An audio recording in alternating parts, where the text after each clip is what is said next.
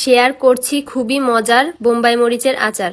এখন তো ভরপুর বোম্বাই মরিচ বা নাগা মরিচের সিজন। আমি প্রতি বছর এই সময়ে এই বোম্বাই মরিচের আচারটা বানিয়ে রাখি, যাতে সারা বছর ধরে এই বোম্বাই মরিচের আচারটা খেতে পারি। তো আচারটা বানানোর জন্য প্রথমেই কড়াইতে দিচ্ছি বেশ খানিকটা সরিষার তেল, আর ফোড়নের জন্য দিচ্ছি 4টা শুকনা মরিচ আর 1 টেবিল চামচ পরিমাণ পাঁচফোড়ন।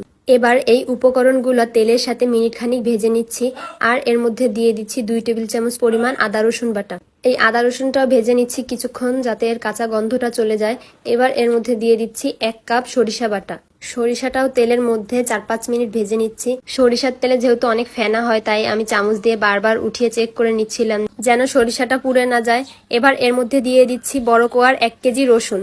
রসুনটা দিয়ে তেলের সাথে 4-5 মিনিট একটু ভেজে নিচ্ছি। তারপর এই রসুনের মধ্যে দিয়ে দিচ্ছি 1 চামচ মরিচের গুঁড়া, বেশ খানিকটা হলুদের গুঁড়া আর স্বাদমতো লবণ। আর মরিচের গুঁড়াটা অ্যাড করছি আমি শুধুমাত্র কালারের জন্য, কারণ এই বোম্বাই মরিচের আচারটা এমনিতেই অনেক ঝাল হয়। এবার সবকিছু একত্রে মিশিয়ে ঢাকা দিয়ে রসুনটাকে 80% এর মতো সেদ্ধ করে নেব।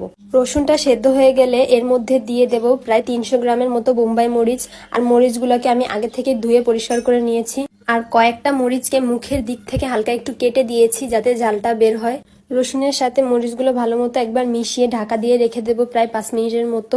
এর মধ্যেই কিন্তু মরিচগুলো বেশ অনেকটাই সেদ্ধ হয়ে যাবে। ঢাকনা খুলে এখন এর মধ্যে দিয়ে দিচ্ছি 1/3 কাপ চিনি আর 1 কাপ তেঁতুলের পাল। আবারও ঢাকা দিয়ে রেখে দিচ্ছি 5-7 মিনিটের মতো। শেষে আমি প্রায় হাফ কাপের মতো ভিনিগার অ্যাড করছিলাম, কিন্তু এই ভিডিওটা আসে নাই। একদম লাস্টে ভাজা মশলার গুঁড়াটা দিয়ে দিচ্ছি। আর এখানে আমি 1 চামচ পাঁচফোড়ন, 1 চামচ জিরা, 1 চামচ ধনে আর 2টো শুকনো মরিচ শুকনা তাওয়ায় একটু ভেজে নিয়ে গুঁড়া করেই আচারের মধ্যে দিয়ে দিচ্ছি। এবার সবকিছু একবার মিশিয়ে নিলেই তৈরি হয়ে গেল আমাদের বোম্বাই মরিচের আচার। আমার মতো যারা ঝাল পছন্দ করো, তারা কিন্তু একবার হলেও ওই বোম্বাই মরিচের আচারটা